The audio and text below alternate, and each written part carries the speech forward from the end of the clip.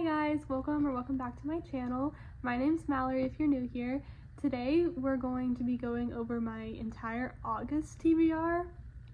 I cannot believe I am doing my August TBR. It feels like I literally just filmed my July TBR and we're actually like almost done with my July TBR. We have one more book and we're gonna read it next. It's gonna be great. By the time I'm uploading this video, I'll probably already have the book read. And that's Beach Read by Emily Henry, and we're reading that on the beach. How fitting. Anyways, so today we're gonna go through my August TBR. August is actually going to be a lot different because I'm challenging myself to read genres that I normally would not pick up by myself. So I did a lot of research into like beginner to the genre, like thriller, for example. I found beginner friendly thriller books because I don't want to dive into something that I'm like not ready for.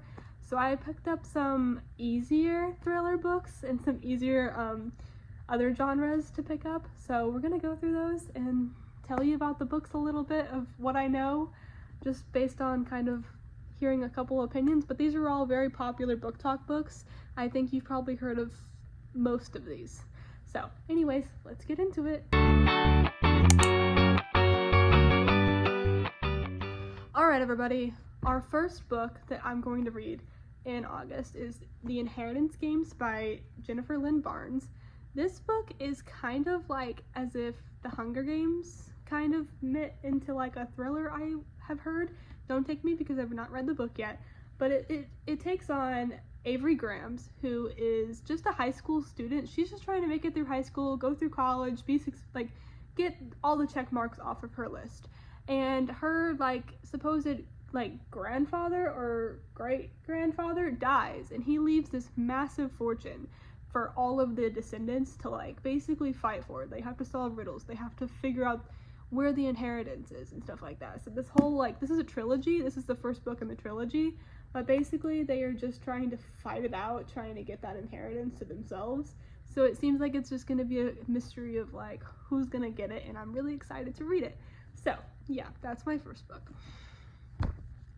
My second book is going to be A Good Girl's Guide to Murder by Holly Jackson.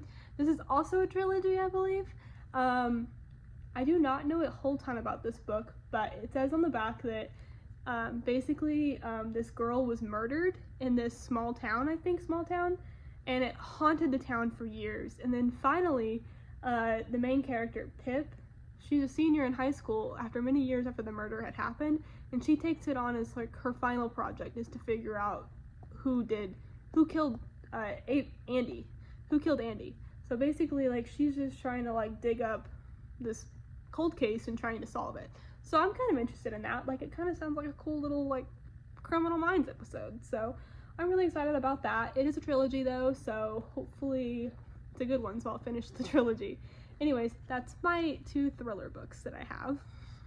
Moving on, we have dark romance. This is probably my most intimidated genre. I don't know if I'm gonna like these, but I'm challenging myself to read it because it's outside of my comfort zone, and I try to do that with a lot of things, is get out of my comfort zone, get out of the normal boxes. But so the first book that I saw on a lot of people's recommendations was Haunting Adeline. I'm really nervous for this book.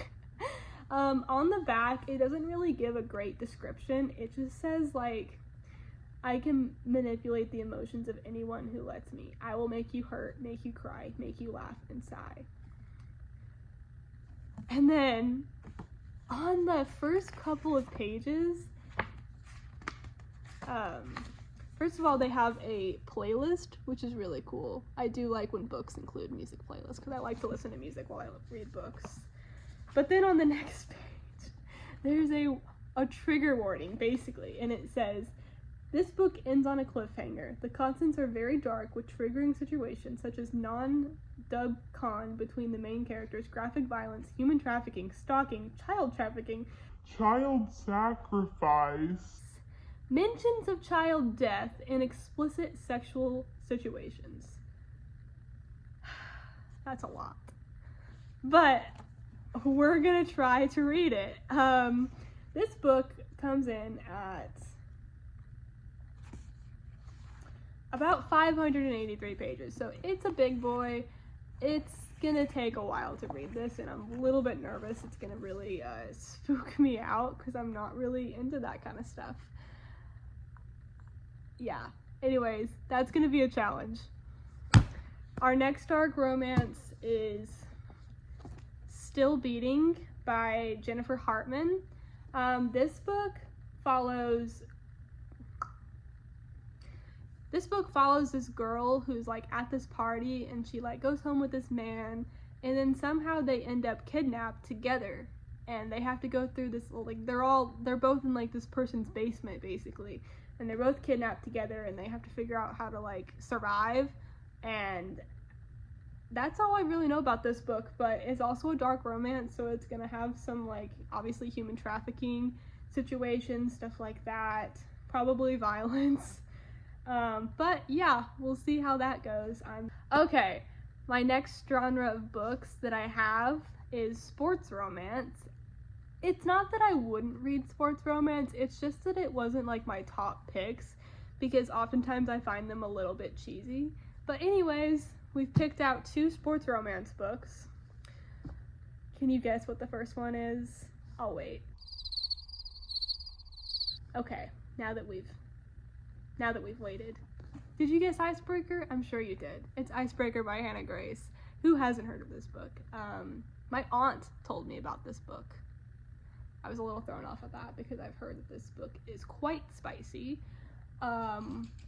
Anyways, but it seems like it follows this girl named Anastasia, and she is a NCAA figure skater at a college, and she's really good, and she wants to be in the Olympics someday. And so then she gets to this college in California, and she meets this guy, I think his name is Nate, and he's on the hockey team, and I guess they have to like share the ice rink, and then they get this like close proximity, and that's all I know. But I've heard that there's a lot of spice in this book, so we'll see where that goes. I'm excited. I'm excited about this book.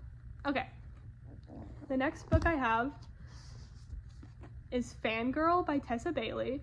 I read a Tessa Bailey back in May or June. It was the summer I turned pretty, and I really liked it. I liked her writing. I liked the spice in it. Anyway, so I saw this book, and it was basically like a golfer and a fangirl, and my boyfriend's a huge avid golfer, so I was like, oh my god, this is like literally me. Anyways, so basically like it's like a grumpy sunshine romance, obviously a sports romance, golfer, and then this is like his biggest fan basically. I think they were dating, I'm not sure, but yeah, so I'm really excited to read this sports romance because I feel like it's a really good author that I really enjoy, and also it seems like it'll be somewhat something that I can really relate to. I don't know. Anyways, that concludes the major genres that I wanted to read, but I did have one more book that I picked up because I don't know if I'll have time because I do start college in the last part of August, so I don't know how much time I will have because that's already 6 pretty big books. Well, if you count Hunting Adeline, that's pretty big. But anyways, I did pick up a final book to see because I've heard also a lot about this, and in the same universe as Icebreaker, and it's Wildfire by Hannah Grace. This sounds like it's 2 camp counselors that I guess they had a very lovely one-night stand, and then they end up at the same camp together as camp counselors, and they have to like make it through camp and like not get tangled up in each other. And also I feel like they might be arguing a little bit, so it might be a little bit of enemies to lovers, I don't know. But it says they run into each other in their new jobs as summer camp counselors, hoping to escape their complicated home lives. Russ knows breaking the camp's strict no staff fraternizing rule will have him heading back to Maple Hills before the summer is over, but unfortunately for him, Aurora has never been very good at caring about the rules. So, really excited about this one. I hope I get to read it in August. If I don't read it in August, I'll definitely read it in the beginning of September. Anyways, those are my books for my August TBR. I'm really excited about these. Let me know what books you want me to read in the future, and I will definitely add it to my TBR. I'm really excited to read these. These are all very popular book talk books. Anyways, but if you guys want to keep up with my reading and my progress, follow my Goodreads, and also just keep watching my videos, and I'll keep posting my updates on how I like these books. Anyways, thank you guys so much for watching, and I'll see you guys later. Bye!